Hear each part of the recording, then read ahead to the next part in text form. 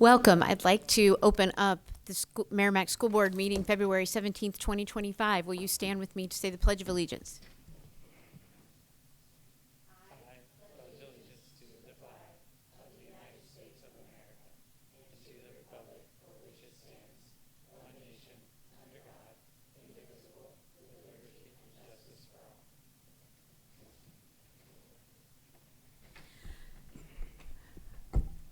Thank you so much. I want to mention that our student representative, Finn Haddad, is excused tonight.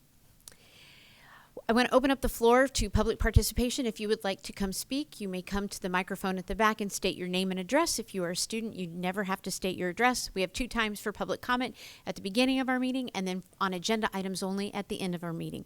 With that, I will open up the floor.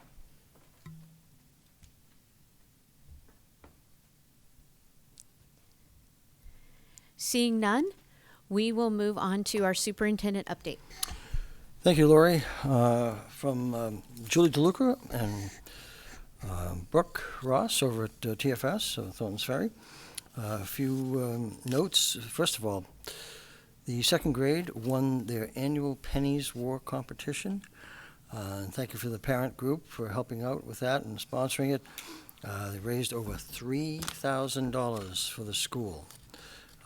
They also, the high school students, as you know, we have amazing students throughout our school district, but at the high school they've been working in a variety of areas with our elementary students.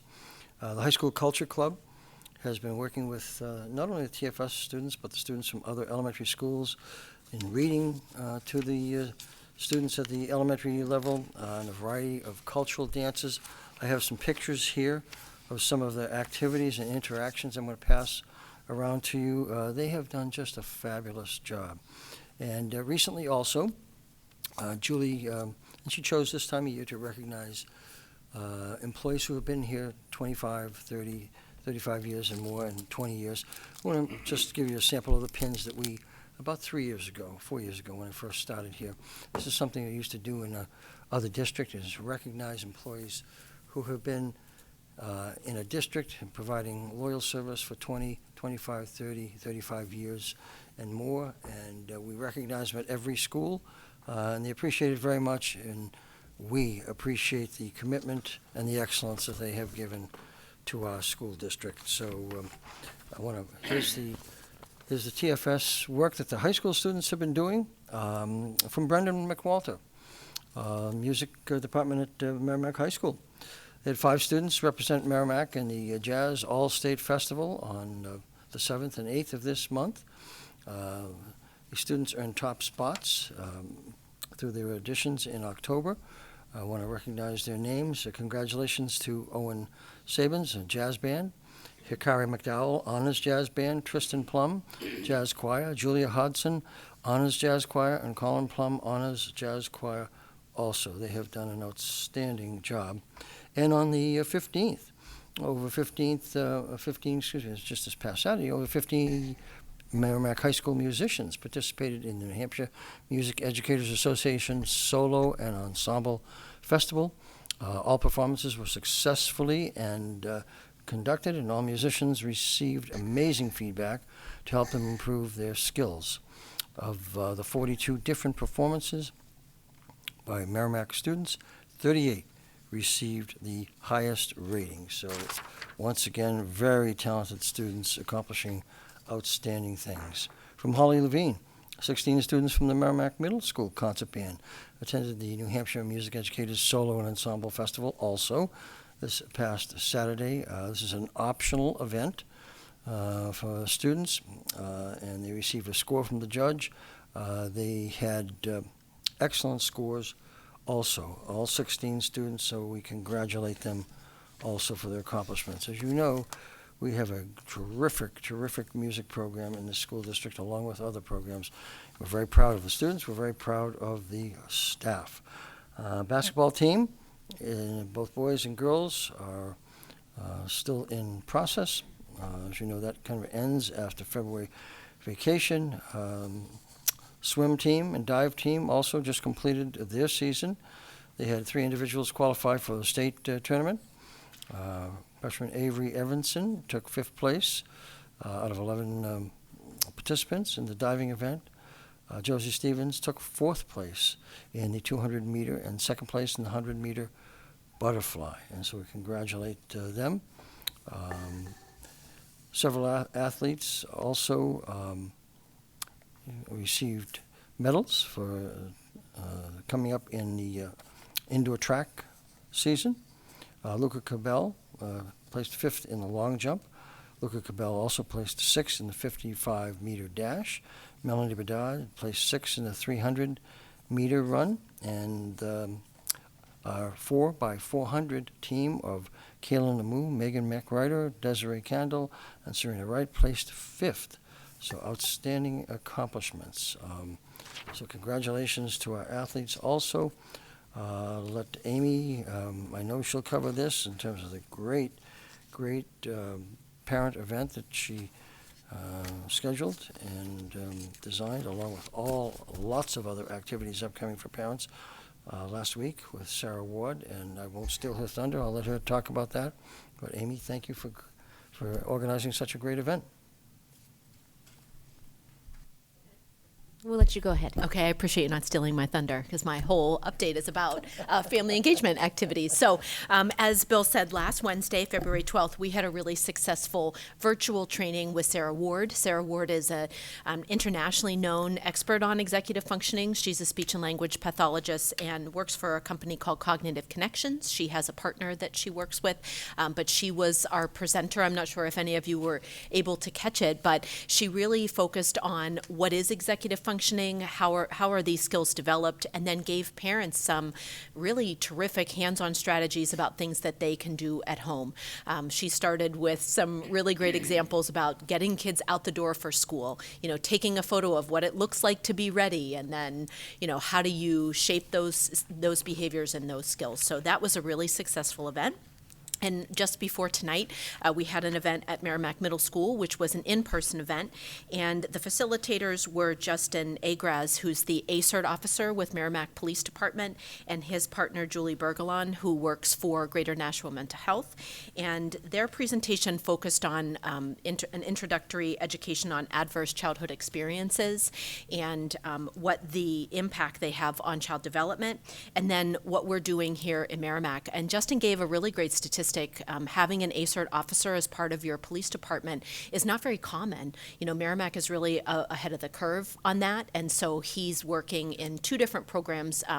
The community might know that he does the ACERT work, and he also does the PEP work, which is helping students and young adults with substance misuse problems. So he's really trying to make a difference here in the community. During the month of March, we have 2 additional family engagement events scheduled. They're both focusing on helping parents with student behavior in the home. This is a result of the survey that we sent out in November.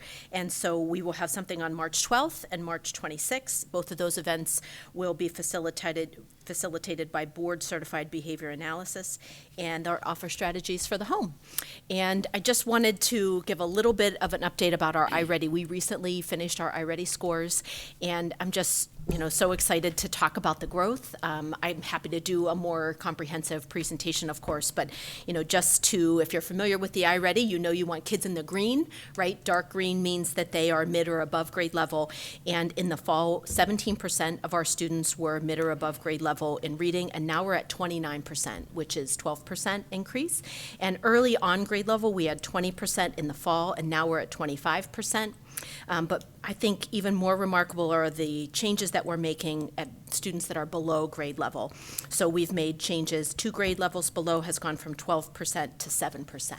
And we're continuing to see putting kids into intervention and making sure that we're trying to close those gaps. In math, similarly, mid or above grade level went from 7.3% in the fall to a solid 18%, which is an increase of 11%. Early on grade level, 15.9 to 23.4.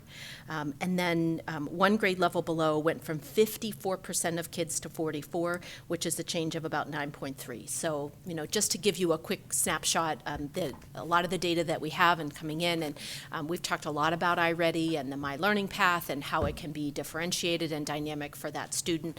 And we're continuing to use that as a measure to help us target our instruction. Questions or comments for Bill and Amy? Naomi? With the iReady scores, keeping in mind that we're only halfway through the year, so they have a whole nother half a year of instruction ahead of them, right? What is the target for that? Where do we want kids to be at the end of the year?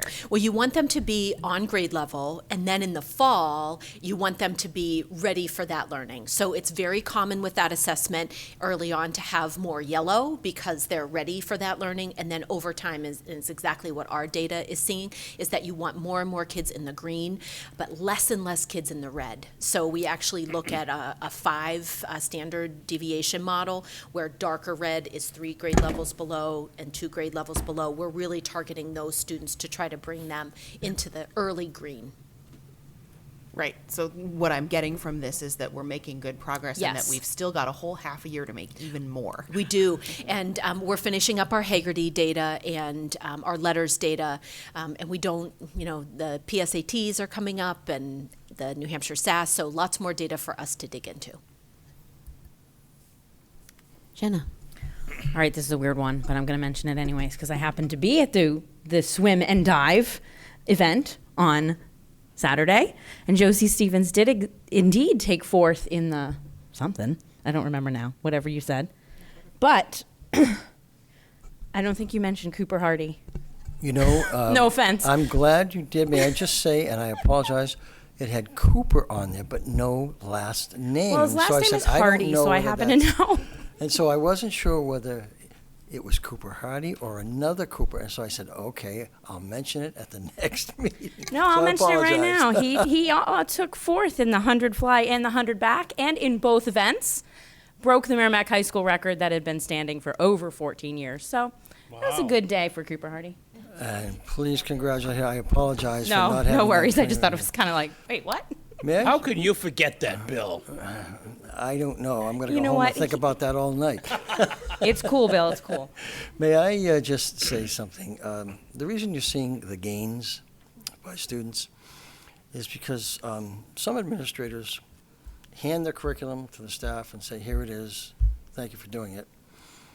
But Amy is a person who walks every step with the staff. And let's do it together. And so that is why we're having such great results, because she believes in them, but even more importantly, the staff believes in her. So thank you for all that work. I'd like to add, if you haven't been able to participate in these parent events, please do. They are incredible opportunities. And as educators, we always say that we partner with parents. It's a team effort. And to have these events that help parents in really practical ways in areas that we see as educators, I think is wonderful. And I loved that executive functioning one. I got to catch just a tiny bit of that. I have grandchildren that is very apropos. And so just very excited about those opportunities here in the district. And so this is very exciting for Jenna's son because he'll be forever on the wall of Merrimack High School gym.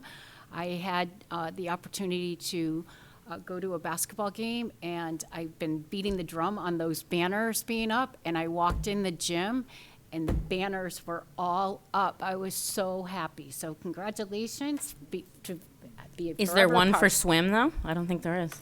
I just was overwhelmed because I saw Yeah. them. So I think they're going to have to do an inventory because I know there was my brother Joey was the first state champ wrestler, so I know that wasn't there. But I looked around, but most of them were there, and I was like, "Whoa, this is so good."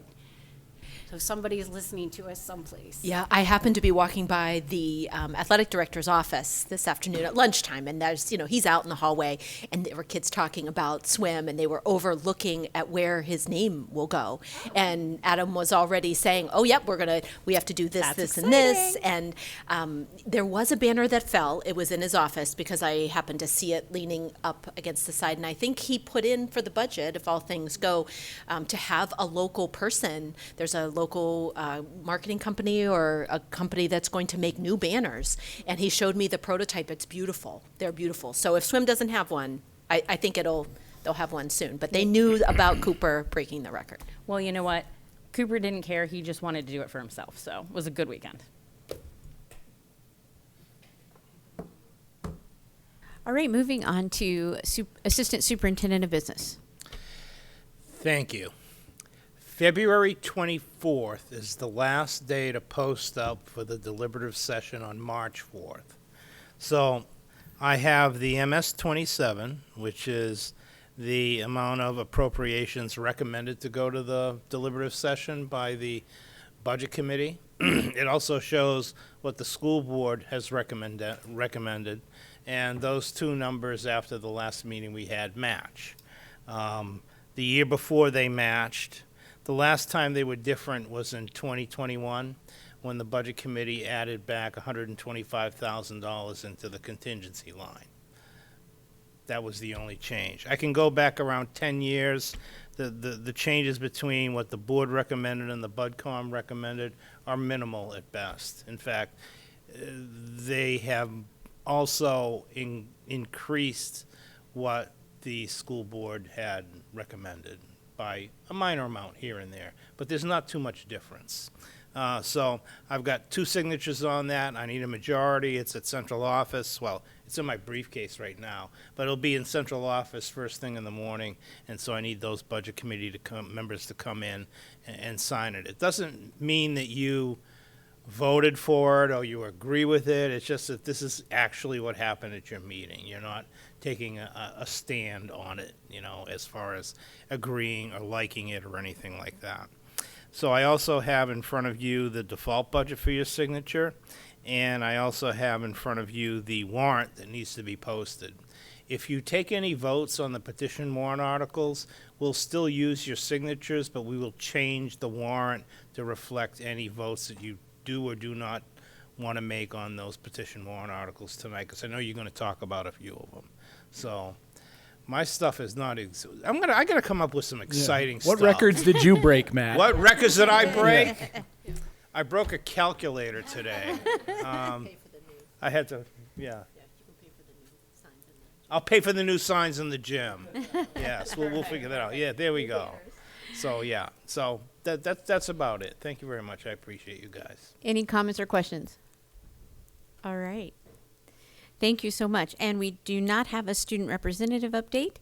And the school board update, I just want to remind our voters, as Matt just said, that our deliberative session is March 4th at 7 o'clock in the JMU's APR. If you have never been to a deliberative session, it is an opportunity for the community to come and hear and decide how the warrant articles will go on the ballot. It's a very unique way of doing town business and town meetings. I can say I've lived all over the country and never seen anything like it. So it is an opportunity for the community to come out, and I recommend getting there with plenty of time to spare. Last year we had to adjourn because we had so many people come. We didn't have enough seats and enough spaces. So please come. If you are planning to vote, you do need to meet the voter requirements as a resident of Merrimack and identification. But it is an opportunity for people in Merrimack to have a real say in the business of the school district. Lori. How many people can safely fit in that gym? Because I think we're probably going to need to think about overflow. I think Brian is already planning for overflow. I saw a comment somewhere. Okay. That's All right, good. yeah, that he already has it set up so that we don't have to have happen what happened Okay, last year. good, Yeah. good. That's good. So we are prepared. I will say too that, and I could be wrong about this, but I do believe that if you have a student who has recently turned 18 years old, that I think they need to register by tomorrow. They need to register to vote by tomorrow, because if they don't, then they can't be present at the deliberative session, at least vote at the deliberative session. So just TBD, because we tried to do that today and they were not open. Any other comments for the board? Okay. We're going to go into old business again with a budget update. As Matt said, the budget committee did vote to move forward the proposed school board budget, and we want to thank the budget committee and especially Naomi for the hard work and long hours of working on that. As part of that, we've been trying to spend some of our time here educating about the budget process. And I had a number of people at the budget committee meeting and through conversations outside all over town, really, ask about the budget building process. So there is an actual way that this is done, particular to schools versus maybe your regular business office or things like that. But there are some similarities. So first I want to mention that budgets are not built on expenditures alone. So we can't just look at what we spent and say, okay, this is what we can budget for. Especially, we don't want to use expenditures that will be 2 years old by the time we get into the budget year that we're using. Budgets are built on known and anticipated costs, including needed positions, supplies, curriculum, programs, facilities, maintenance, etc. The reason we don't build our budget on 2-year-old expenditures only is that those expenditures, first of all, are affected by inflation. And as we know, inflation has been dramatically up and down the last several years post-COVID. Past expenditures also don't reflect our contractually obligated open positions. So I know this is an area that has caused some confusion, and Matt has done a great job explaining this, but we have positions that are in our collective bargaining agreements that we are seeking to hire. We want people to come into those positions and apply for those positions, so we have to leave them open, which means we have to budget for them. Past expenditures also don't reflect that technology goes obsolete and outdated very quickly. I had a student in class today who was talking about his device already being so out of date it can't be updated. Those kinds of things happen fairly rapidly. Past expenditures also don't always reflect our contracts. So for example, the 2023-24 budget didn't have year 2 or year 3 of our MTA contract, and it didn't have our new MESA contract. So expenditures alone don't account for that there are automatic obligations in those contracts regarding pay and benefits that have to go into the next budget. And they have to be anticipated to some extent because we do have some turnover. And maybe a teacher with less experience is replaced with a teacher with more experience, and that's going to affect the pay of that particular position. So we have to budget, and Matt does a great job of anticipating what those expenditures might be, but we have to leave them open as well so that we don't get into a labor dispute and litigation. Past expenditures don't account for highly fluctuating expenses such as our health insurance. So last year, 15.9%, this coming year's 10%. There has been a cumulative increase since 2013 on our health insurance of 74.5%. It has been a massive increase. And I know at the Budget Committee, a graph was posted from Georgetown University Public Policy showing the cumulative New Hampshire increase in budgets and cumulative inflation. Cumulative inflation is 35%, but our health insurance was cumulative 74.5%, or rounded up to 75%. That is double what inflation is. And so just looking at our expenditures, because the pool of people that are receiving healthcare changes year to year, and then that increase in cost, we can't just go on what we spent last year. There's other fluctuating expenses such as utilities. It has been very cold and very snowy this January and February. Last year, not so much. Our utilities are affected based on the weather. And again, we discussed this during our budget conversations about if we have room to reduce our anticipated expenses for budget. And Matt pointed out, and we discussed it, that a really hard winter could significantly impact our utilities. And if we under budget, it looks like we didn't plan well. Past expenditures also don't account for inconsistent funding sources from the state and from the federal government because they don't tell us next year what we're going to get. Sometimes it's in the budget year that we find out this is what we're getting. And then things change. Commissioner Edelblue said we're only going to give 67% of our catastrophic special education aid, and then he got so much flack for that now that's going to be increased for at least 1 year. But we don't know the year after that. So we have to anticipate that these are our special education expenses, and we don't know what the funding looks like. Past expenditures also don't account for changing student demographics. If we have an increase in students who are English language learners, if we have a decrease in special education students or out-of-district placements, expenditures alone do not account for what can happen in a school year. So yes, we have to anticipate. We don't pick the highest number, but we don't pick the lowest number when we budget. We look at trends and we look at the data. Past expenditures also don't account for the state of New Hampshire's recommendation that districts have 5 to 15% reserve for emergencies. As we've heard, some districts had special education emergencies and they did not prepare well. I read of another district that had a $16 million shortfall because they didn't plan well. There has to be reserve for those types of emergencies as well as building emergencies, such as bats, which we've talked about. As we in our own families don't just look at our past expenditures and say, this is what we're going to plan for this year. We also look at what we might need to plan for. Good example, we found out last year that the car my son drives at school will not pass inspection this year because it has some rust that needs to be taken care of. So as a family, we had to budget to take care of that rust this year if we want that car to be, legal and pass registration and inspection. But that's not an annual expense.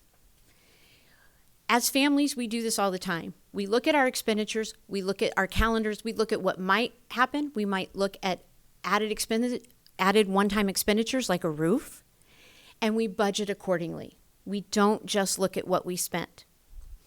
Budgets are built on existing and anticipated needs along with economic impacts. And I know I've talked a lot about economics. Bill and I have similar backgrounds in that regard. But economic impacts are not just inflation. They're not just the cost of goods. They're also people moving, coming in and out of our town and our district, housing, cost of living, all of those things. Additionally, since that graph addressed 2013 increase in budgets, let me talk about some of the things that have increased almost every district's budget since 2013. Let me go back in time to 2005 when we moved here and we lived in Litchfield for 1 year.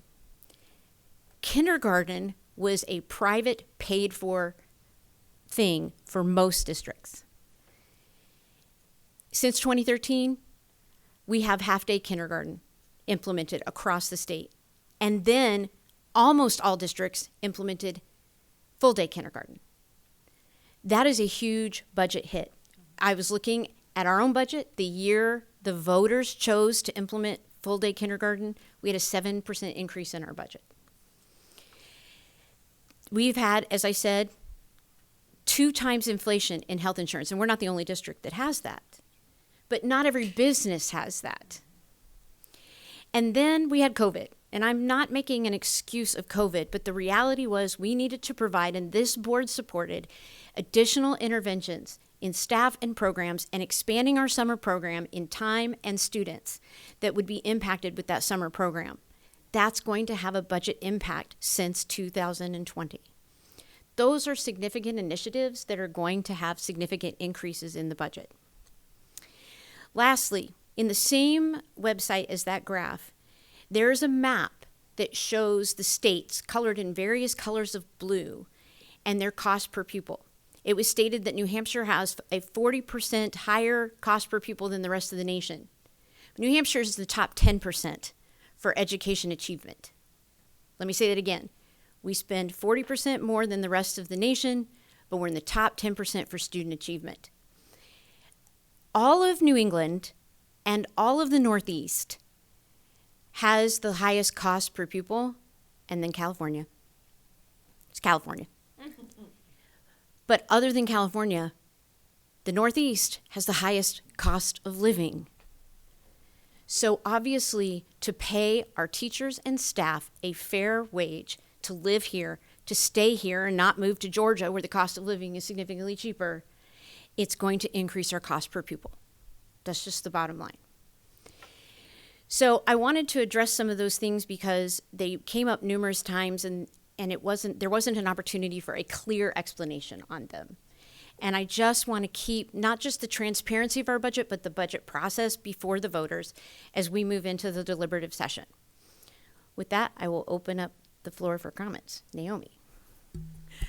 This is the same one I've been saying at lots and lots of budget committee meetings, but it actually flows really well from what you just said because that's the way we budget. We don't look We don't go, oh, what are other people doing? We're going to do the same as them. We look at what do we need? What are our anticipated needs? How can we manage this in a responsible way? But then I was looking at, this is data that's available on the New Hampshire Department of Education website that has the cost per pupil. And Merrimack has about an average cost per pupil compared with the rest of New Hampshire. We're like right, and it's been the same. We've been at that average for the last 5 years, which is the history I looked at.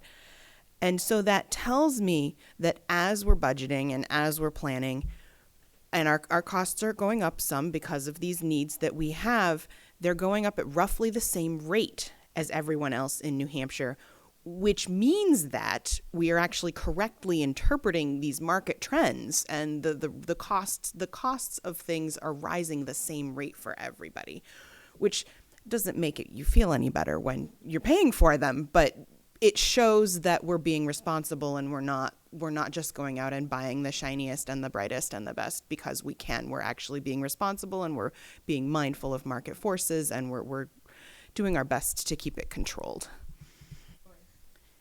So I have a couple of points. Number one, New Hampshire in education always ranks in the top 5 in the nation. And going back to your Georgia comment, so my sister Mary worked for UPS, and they moved out of Greenwich, Connecticut to Georgia. And they put millions and millions and millions of dollars into the educational system in Georgia. And the president of UPS said, we should have stayed in Connecticut. And we're in New Hampshire. And believe it or not, we're the second most intelligent state in the nation. We follow behind Massachusetts. And when we look at state averages, when Amy gives test to our state average, we are always ahead of national average. So when we look at state average, we're talking the highest of the highest, and then we're hitting that or going over that. And so it's a quality educational system that has been here for a very long time, and we need to continue to support and invest education. This is the second half of what I've been saying in all the budget committee meetings, which I'm mostly not going to say because you just said it, is that our measurements are we're coming in above average for New Hampshire, right? And the space between our scores and the New Hampshire average has been climbing over the last couple of years, especially in English language arts and in science, which are the curriculums that we've addressed. And I just want to make that very clear, is that we're seeing improvement, which is phenomenal. I also want to add, we cannot dismiss the impact a year of remote learning had on students. It is across the board education. First of all, education was transformed by COVID. As an industry, it has changed. But that impact, especially those who were in kindergarten, first grade, and second grade, where the reading and math number concept is forming, and that's where we see even in our district scores, where we keep having to put interventions in that cohort of students, and they're improving. It's not an excuse to say, well, COVID trashed our scores. But it's true that COVID dramatically impacted education. And you know what has also happened since 2013? Screen time, social media. The impact of those two things has been profound on students. Attention spans and our students' ability to focus in class has been dramatically changed in the last 11 years, and especially since COVID. I would also argue, from an educator's standpoint, the priority of learning and attending school has taken a hit since COVID.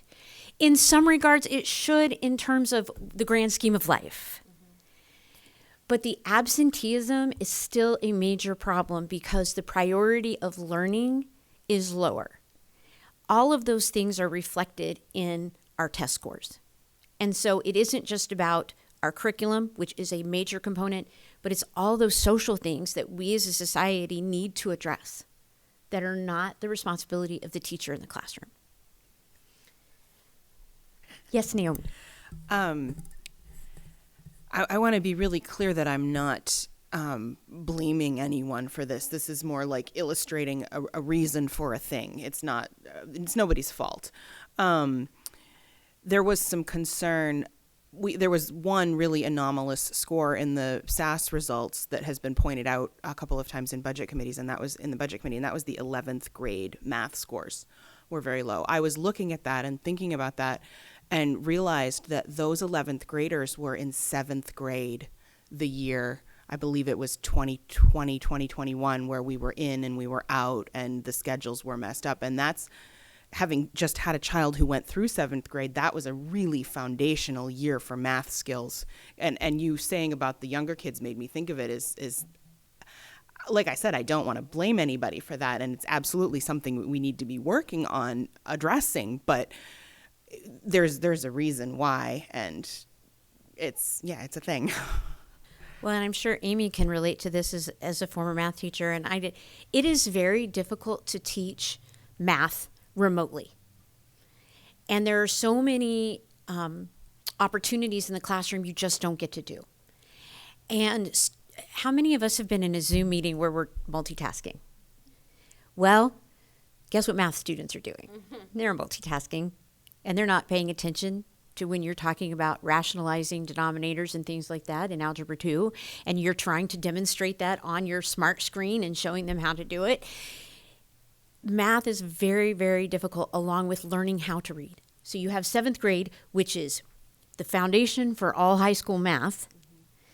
And then you have reading in those kindergarten and 1st grade years, that foundation, completely disrupted. And you're right, it's nobody's fault. We were trying to do the best as a nation for our students. Hindsight's 2020. Yeah, and I'm not trying to use it as an excuse either. I think I want to make really clear it's absolutely something that we need to be addressing. But And we have a great team that's done that with amazing interventions. Yes. Can I make one comment? Absolutely. And I did go and look at the data in 11th grade. I will also just say, if the community is interested in just looking at another data point, the SATs, because the SATs, students really are engaged in that assessment. They do their best. We have very low opt-outs for the SATs, and our SAT scores are strong. They're above national average, they're above state average, and so it is an anomaly. I think those 11th grade scores, I'm not going to dismiss them because I feel like any bit of information helps us to get better. But I wasn't as concerned when you put them side by side with the SATs, because when it matters, kids are really trying and doing their best and doing the test. We do have a fair number of opt-outs at 11th grade, just because there's so much else happening with juniors. I mean, you've all had juniors, right? Well, not yet, but it's coming. And so they're they get to that point and they say, I really want to do my best on the SATs. The New Hampshire SAS, my last time, I don't know, does this go anywhere? Is it on my transcript? Does anybody?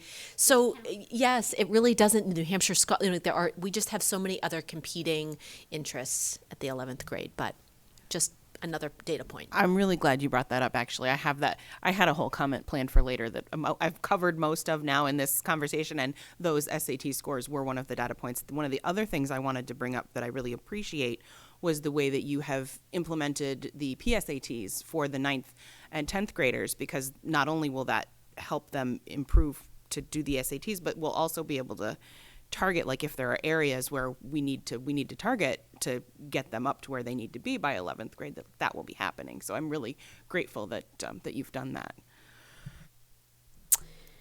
Okay, we will go on to new business. Review of protocol for responding to immigration authorities, a very important topic.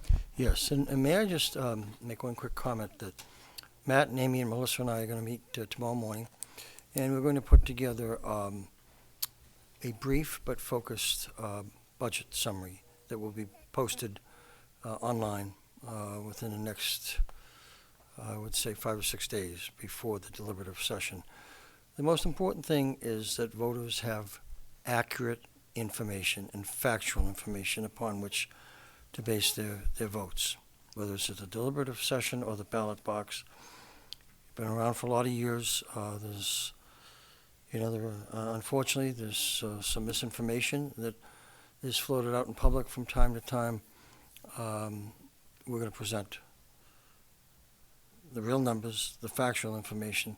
People can make up their minds, but I want to make sure that people have succinct, accurate information about our budget. Okay. Thank you. I didn't mean to digress here. Well, as you know, President Trump has initiated an aggressive national deportation policy involving the Immigration and Customs Enforcement Agency, otherwise known as ICE. We wanted to make sure that our staff understands what that might look like in a public school environment to try to reduce any concerns and nervousness. I do want the public to know our obligation is to comply with the law, that I've conferred with legal counsel and our police chief.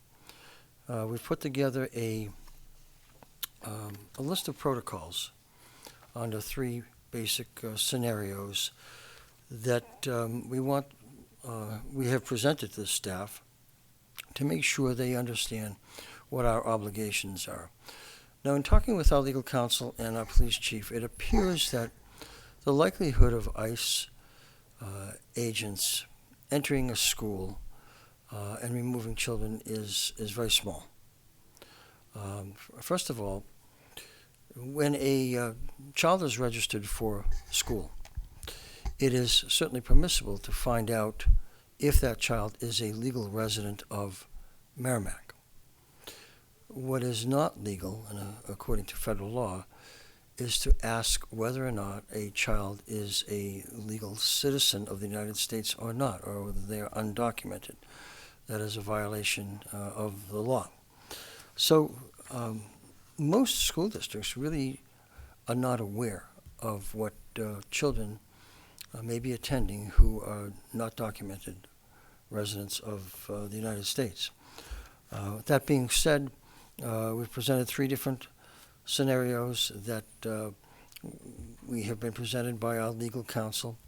The staff has this in their possession because we want them to know the likelihood of ICE agents appearing at a school, which is small, but we want them to know what our obligation is in terms of compliance with the law, which is very important. So hopefully this is helpful to the staff.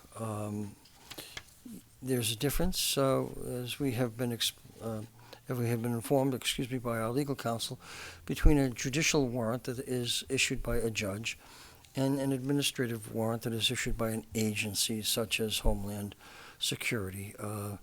The former, the judicial warrant, holding certainly more weight and legal obligations from us than an administrative warrant. But it's a little bit complicated, a little bit long, but hopefully designed to present the reality that the likelihood of a removal from a public school is relatively small, but we want them to know what our obligations are to comply with the law. So hopefully they will find it helpful. Hopefully you find it helpful, and as we go along, if there are any additional questions or a reason to revisit this, we'll certainly bring more information back to you. Comments or questions from the board? I just appreciate you taking the time to put this together, because I know what's going on nationally has definitely caused some concern for a lot of folks. So I think this will put a lot of folks at ease, I hope. Yeah. So. Okay. Fine. Board's action on petition warrant article to delegate the determination of the default budget to the Municipal Budget Committee. So at the time of setting the agenda, this was the only petition warrant article that was in. And because this directly affects a role of the board and administration, we have the option to recommend or not recommend and give our opinion on this. And so I have put it on the agenda to discuss. Thoughts or comments from the board?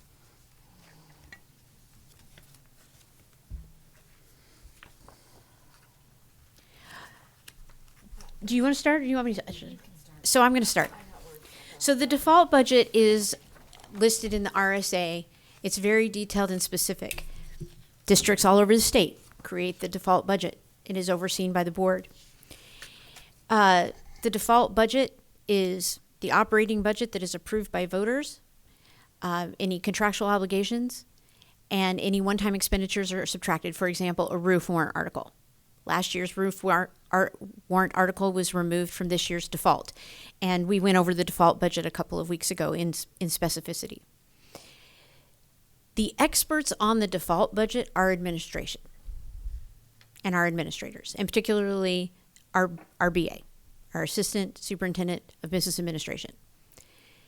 He knows the law, he knows how it's done, he knows the expectation, and he understands how the paperwork has to be filled out. We oversee that as a board. My concern with this warrant article, first, is that it puts the entire budget process in the hands of the budget committee who, while they do great work, do not see the full scope of the district's work and the school board's work. We do have a budget committee member here tonight. We've had others in the past, but we rarely have budget committee members here in April, May, June, July, August, September, October, to see all the work that is involved in the school board and the district, to see the big picture and all the things that are going into the budget. Secondly, I was concerned by the dispute over one-time expenditures. So, for example, the question was brought up, we purchased the Open SciEd curriculum, we would not be purchasing that next year, so why is it in the default budget? Our administration has done a great job of specifying specific curriculum and textbook needs for our benefit. But textbooks are purchased every year. It can be put in the budget as textbooks, but they give us the specifics. So textbooks are a recurring expense. The law says that you take out expenses not likely to reoccur. Textbooks are every year. Curriculum is every year. So my concern is that dispute, which is in disagreement with legal counsel, creates another problem by it being held by one body. So in my opinion, I would not recommend this petitioned warrant article. I just want to say, where it says 3, it just needs to be a /3/5 vote. Majority vote is needed.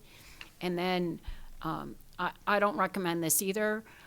The school board, again, we set goals, we create budgets, we understand.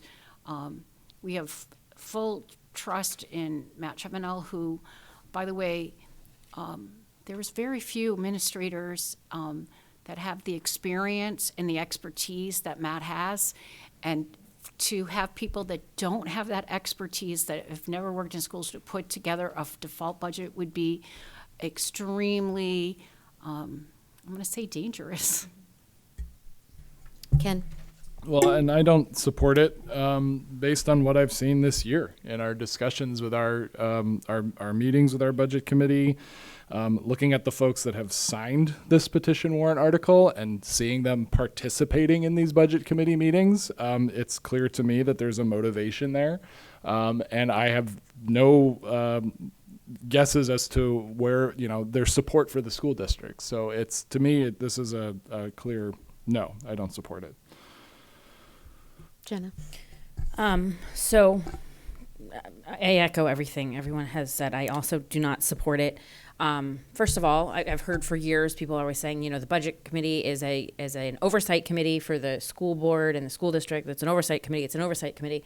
You can't be an oversight committee if you're the one creating the default budget, right? You're not overseeing the thing that you just created, right? So we have to do the creation.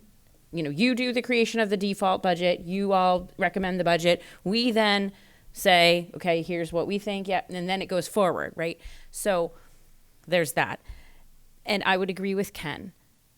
I feel like the budget committee has slid over the last 4 years into what I'm going to use the word partisanship. And I don't think you want to be putting the default budget of a school district in the hands of,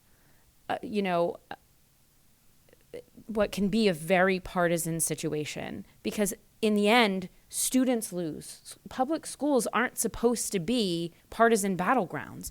They're supposed to be the great equalizer. We're supposed to all get behind the fact that we need to give our kids a solid foundation of education so that they can succeed in life. And so it is my belief that it belongs exactly where it does in every other school district, right here with the administration, and we move on from there.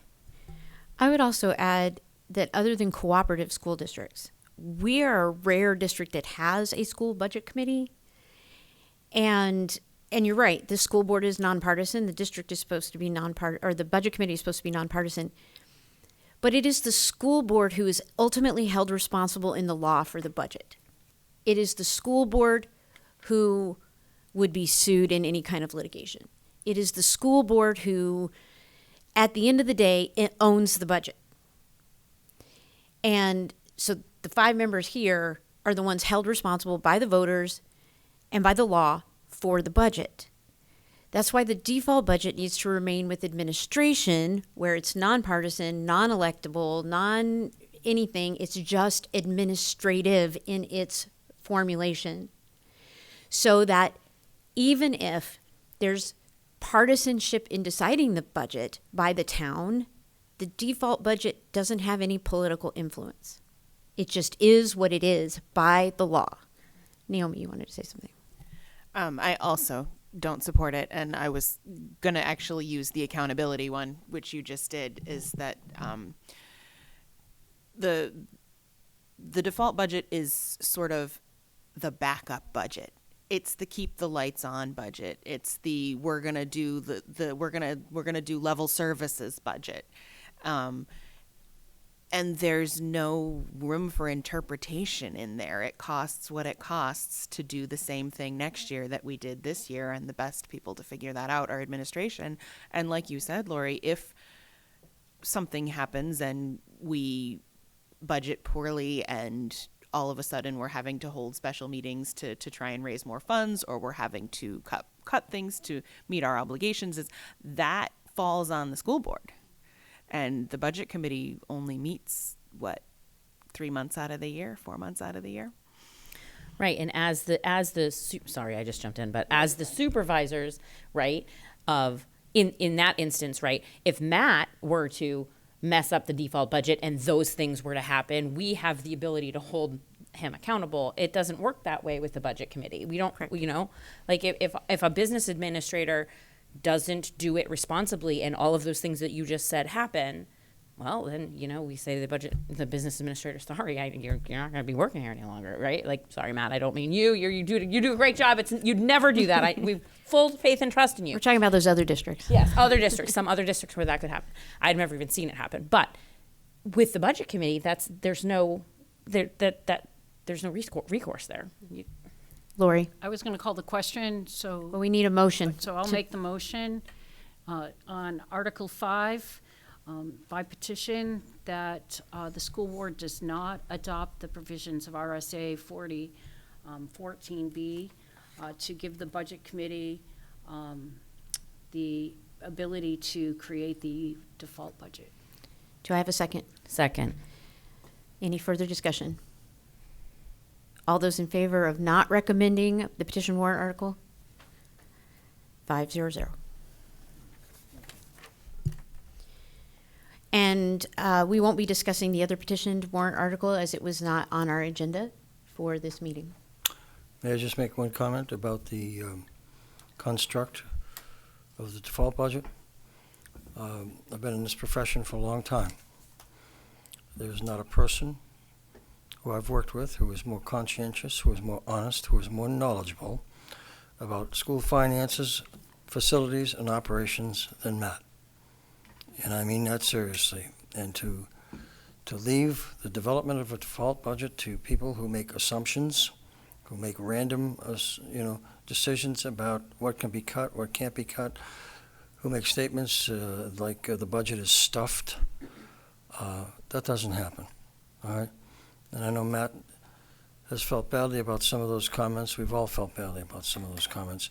But he knows what he's doing. and there's not a better person to work with, not a more reliable and ethical person than Matt. I would agree with that. Ditto. Yep, full faith in you. I was just going to say, so, for us, trust is a core value. And for any of us to have the relationships that we have to trust and know that we're all trustworthy. We're working together in that system of trust. And, as a team, I think we are very transparent, and we trust you, Matt. We trust this administrative team. Thank you. I really appreciate that. And you know something, I do this and I follow the RSAs. 30 years ago, I remember when SB2 started, I was amongst the people having conversations about how to develop a ballot vote for a school district in a town. I was part of the conversations when they were discussing the construct and the methodology and the whole concept behind the default budget. I've been aware of certain changes to the default budget as it has progressed throughout the decades. I have certifications on the line, okay? Multiple certifications. If I don't do what is in the law, those can get pulled. And yes, I could get fired. I do the best job I can in looking at everything and extracting what should not be there and putting in what should be in there. And it is a nonpartisan thing. I personally have nothing to gain by making that budget anything other than what it lands to be. And there's not much more than I can say other than, Merrimack may come and go and whatnot, but I still have to walk out of here with my integrity. And my integrity won't allow me to do anything that's not proper with that budget, period. And we appreciate it. We do. And I will say I've worked with you for 5 years now on budgets, and you have earned our trust. Yeah, you make it very easy to trust you because everything is so clear and you're so honest and upfront about everything. So seeing some of the things in some of these meetings, accusations was hard to take for me because of how much I know you care about this and how transparent you are. We only have 3 warrant presentations this year for the deliberative session that the school board is responsible for. I've made a preliminary list. This is changeable, but I initially placed Naomi Halter for gifts and property to be the board member responsible to move and present the article.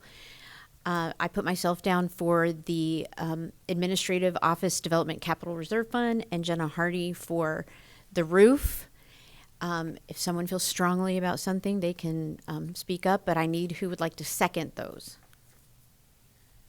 You can put me wherever you want. Yeah. So I'm throw going me to put down Lori with since you are on building and planning, we'll put you as the second on that. Ken, where would you like to be? It makes no difference to me. I'll second something. How about the roof? Sure. And Jenna, do you want to second the gifts and property? Okay. Can you say those one more time? So Naomi will move and present gifts and property, seconded by Jenna Hardy. I will do the Administrative Office Capital Reserve Fund, seconded by Lori Rothaus. And the roof will be Jenna Hardy and seconded by Ken Martin.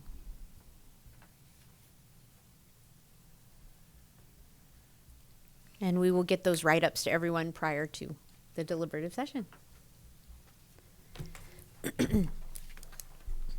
Okay, school calendar. Let's talk about next year. Yes, we have developed the 2025-2026 school calendar for your review. We had a 12-person committee who worked with us. We want to thank them very much for their input.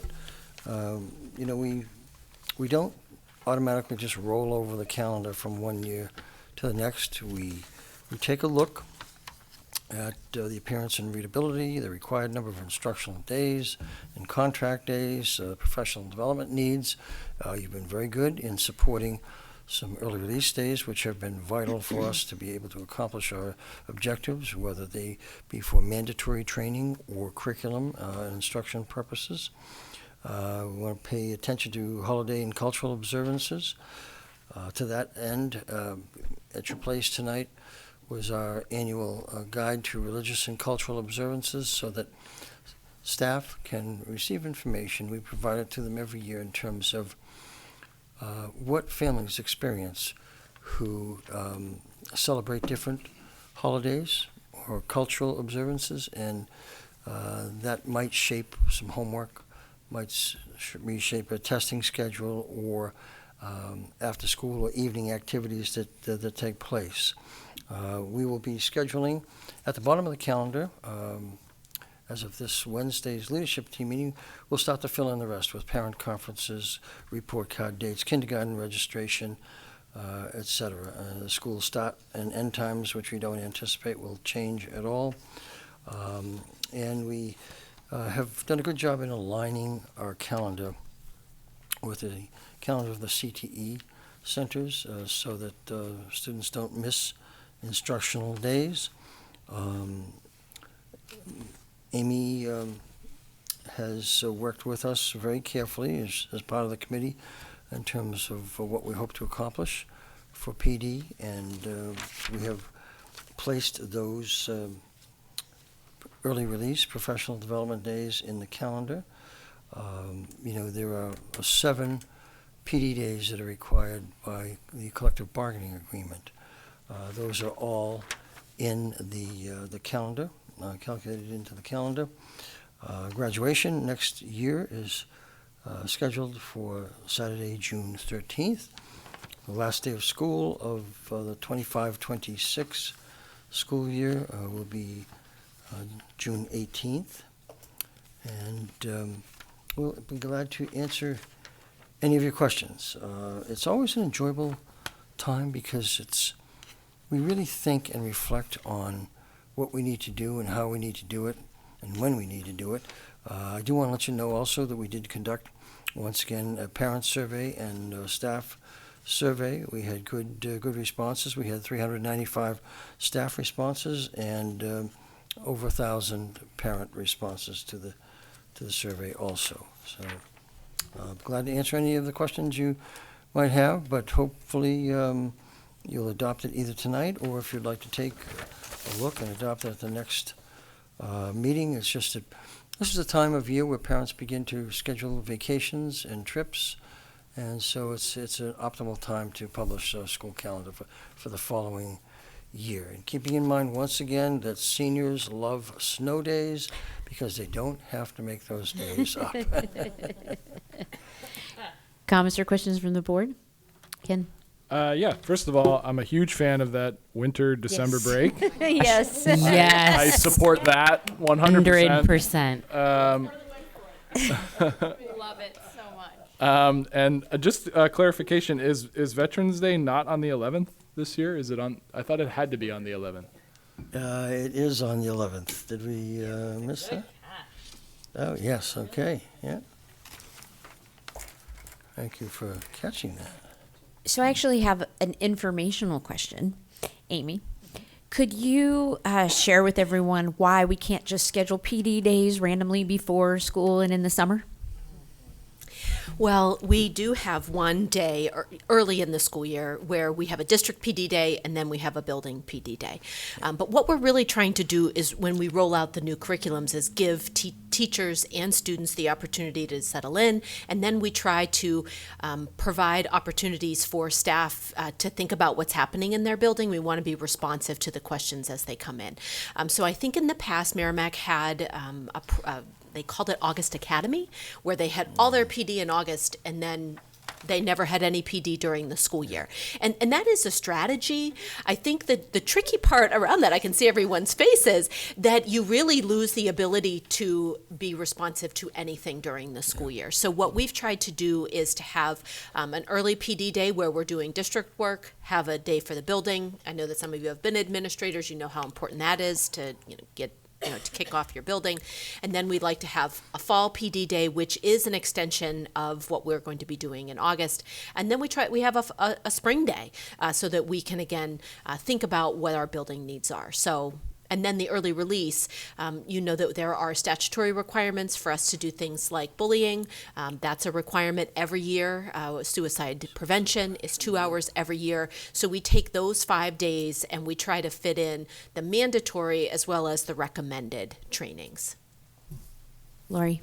So I was just going to say, as a board member, when we got on the board and I saw that we just front-loaded all of our PD, I was really mortified because, it's all about collaboration. And we have many experts in our school, and to keep them isolated and not giving them time to collaborate and to discuss, and, because we have common assessments. There's so much work that has to be done, and to think that that's just going to happen in a week and then we're all set, I thought was an injustice to our school district.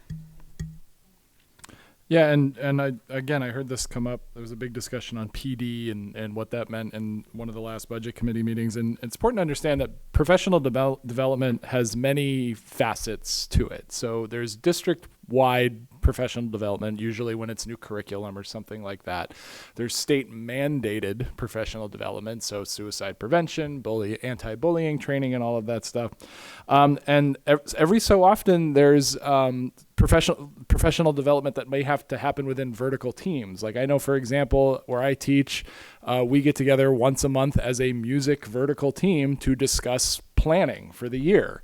It's an hour once a month. And so, when we talk about professional development, it's not just getting together and chatting about, wit and wisdom or something like that. That is certainly part of it, but there's so many things that can go into that. Sometimes it's a conference. Sometimes it's, you're going to observe a fellow English teacher at a different school district to see what they do. There's just so many different things to it. And bringing teachers in over the summer, you still have to pay them if you do that. So, instead of bringing folks in over their contractually honored time off and paying them for that, you can bring them all together for an hour or two during the school year. They're already there. We're already paying them to do that. It just makes total sense. So I get why some families get a little frustrated with the early releases because it is planning. Both of the parents in my household work, so I certainly know what that's like. You have to plan around that. But when you have this way in advance, and you can actually mark these days off and you know that they're coming, you can at least plan for them. So I think this, I think it looks good. I'd also add to what you said, Ken, that in the MTA is contracted 187 and a half days. So we can't just tell teachers we've decided that we're going to add 2 more days of PD or things like that. That's part of our collective bargaining agreement that we've negotiated with them in good faith. And so all those different PD opportunities we are trying to get into a short period of time. And I think this calendar really honors all those various facets of, team, district, building, and being able to pivot throughout the year if necessary. I think Naomi was going to say something. Naomi. I just wanted to add that I went through the survey data because I was curious, and actually 73% of the parents who filled out the survey support the early release days. So it was a majority. I was just going to say thank you to all of you because 4 years ago we had no early release days. And when I recommended them to you, you approved them. Because you recognize the value, you still recognize the value, and they are extraordinarily important. So give yourselves a pat on the back for supporting that. I'll entertain a motion to accept the calendar. I'll make that motion. Do I have a second? Seconded by Jenna. Any further discussion? Can we do that as amended by Ken As on amended. the Yes. Veterans Day? As amended. As amended by Yes. Ken. All those in favor of the amended calendar? 500. One last piece of new business. I'd like to read into the record Board Member Rothhaus's letter to the Chairman and CEO of Fidelity and then their response back to us because it's going to have further action for this board. Dear Ms. Johnson, I hope this letter finds you well. My name is Lori Rothaus, and I am writing to you on behalf of the Merrimack School Board. As a retired educator of 43 years and a current board member, I am reaching out to request your assistance with a vital project in our town, rebuilding the Merrimack SAU building. Merrimack takes great pride in being home to one of Fidelity Investments' significant locations. The presence of your organization has had a profound impact on our community, fostering economic growth and a strong local workforce that includes many Merrimack residents. Our current SAU building, a 1950s ranch-style house, is no longer capable of meeting the needs of our students, staff, and community. A recent fire report documented deplorable conditions, including mold, the absence of fire escapes, and noncompliance with ADA standards. The building is too small to house all staff, forcing employees to work in makeshift spaces, such as under staircases, compromising both privacy and safety. Even our superintendent operates out of a small bedroom. These conditions are unsafe, inefficient, and undignified, making the new facility urgently necessary. While Merrimack citizens are overwhelmingly pro-education, the rising tax burden has created strong opposition to funding a new SAU building at this time. This leaves our town in a difficult position. We recognize the critical need for this project, yet we lack the resources to move forward without external support. After reading your profile, I was inspired by your dedication to education and community development.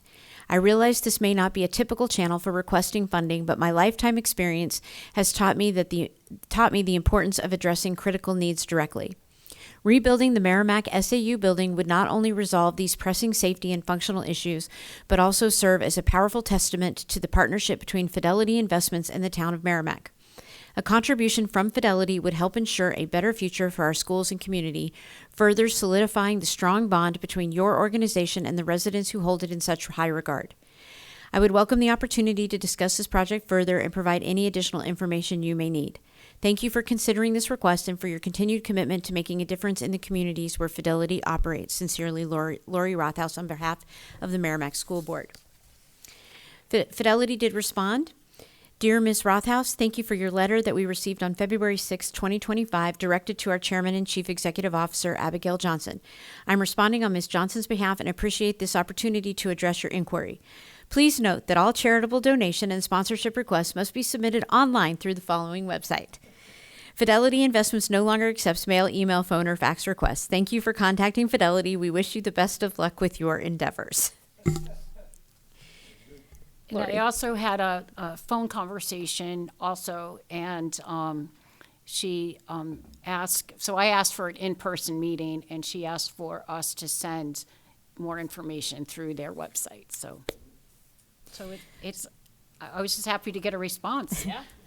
So, Lori, would you like to head up going through that website? Yes, and one of the questions I would like to ask the board, and if we could offer Fidelity, because this is going to be something different for them, some naming rights of some sort, if Abigail Johnson or Fidelity would like to name something, after they give us $1 million or $2, then Or the we whole would be thing? okay with that. So, Call it whatever they want, as far as I'm concerned. If they're going to give us Really, $2 million, just call it whatever you want.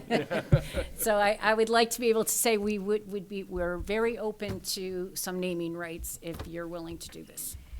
I would entertain a motion to negotiate naming rights should Fidelity choose to sponsor part or all of our SAU building.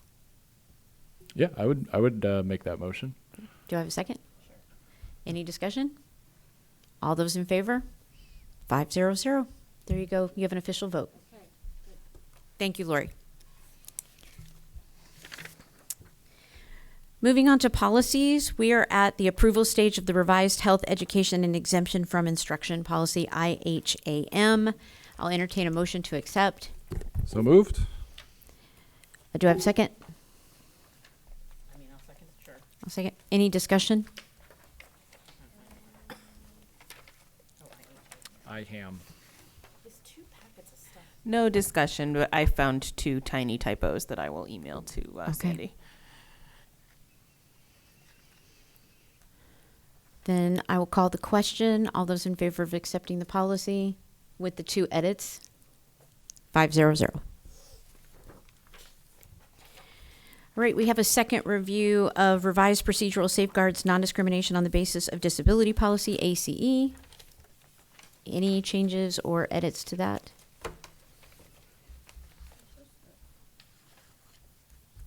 There it is. It's the little one. Yeah, there was one that we had a thing from the lawyer, and I wanted to make sure.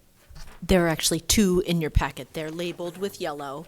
And on policy ACAC, it's just the first page of a 20-page policy, so we just gave you the front. Oh, gotcha. Place. Have we had any public comment on these?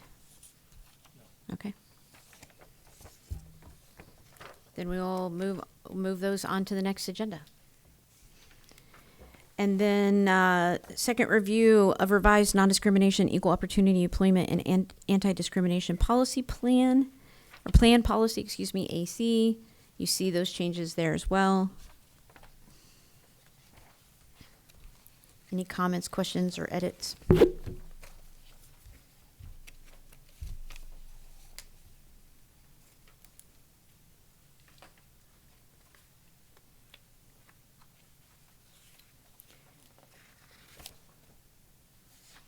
Just a quick question. I see the change on the Title IX coordinator. I actually circled that because I think that actually needs to stay, but I have a scheduled conversation with Allison. It's on page 4. I believe we have to name that. Yeah. So I don't know if that was an error. We did want to remove the 504 ADA coordinator to just my position, who then oversees the counseling director. But I made note of that I believe that needs to stay. But we'll fix that for the Okay. next meeting. Yeah. I know it has to stay at the collegiate level, so it would make sense. Yeah. And we're also required to post who it is. Right. So that's part of the appendix. So I'll double check that. Okay. Any other comments on that policy? Then we'll move it forward on the next agenda. And then approval of the amended non-discrimination, equal opportunity employment, and anti-discrimination plan policy ACAC.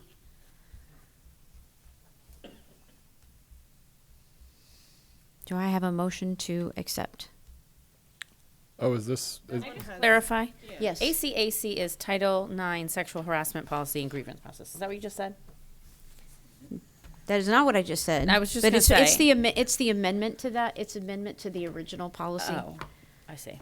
So it is the Title IX sexual harassment policy and grievance yes. process. Okay, gotcha. Okay. You know what? The two packet thing, the two piles of paper thing, it's just a lot. Sorry. So this is like an amendment to the AC policy. It's our plan, policy, and grievance process.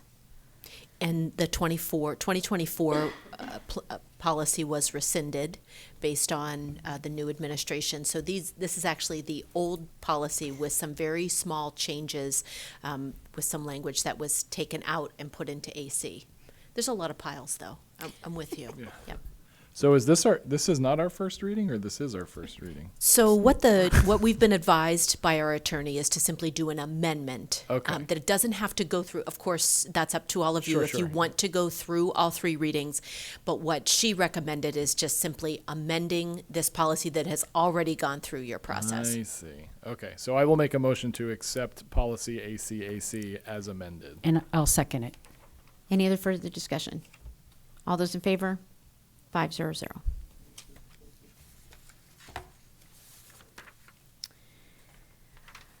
Approval of the minutes, February 3rd, public and non-public. Do I have a motion? I'll make a motion that we accept the minutes as presented. And I'll second. Second. Any edits or discussion? All those in favor? 500. And correct, we still have no consent agenda. There are no nominations or resignations in your packet. Committee reports.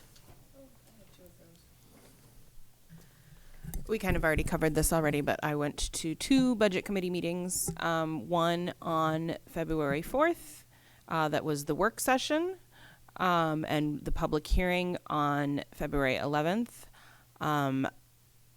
We kind of talked about it all already, but I do want to highlight that at the work session, there was a lot of discussion about potential cuts to the budget with amounts of up to $7 million being proposed.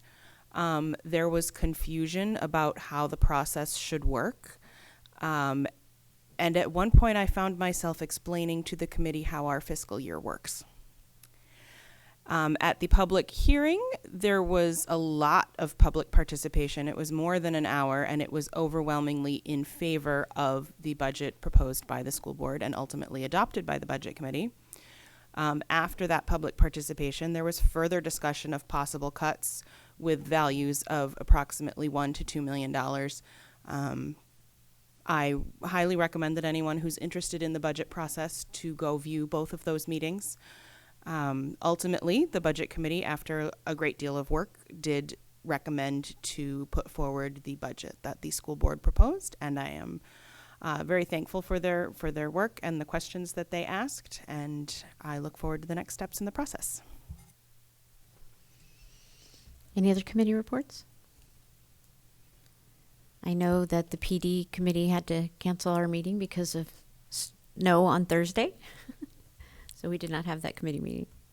And then actually, since you mentioned it, we were supposed to have a curriculum meeting tomorrow, but because of the snow day, Thornton's Ferry now has their parent conferences, and those teachers wouldn't be able to make, so that's been rescheduled too. Correspondence. I had two different, a parent reach out to me about a concern. I pointed them in the right direction. And I had a community member reach out with a concern who I'm in the process of pointing in the right direction. I had a few questions regarding the budget. I had the correspondence with someone who was concerned about a particular committee member and asking what process there may be to address those concerns. And Bill and I corresponded back and forth with what the law is on that. And I had questions about when the deliberative session was. Any other correspondence? Naomi. I had a phone call that I passed along because it was not a question that I could answer. All right, comments from the board. Lori.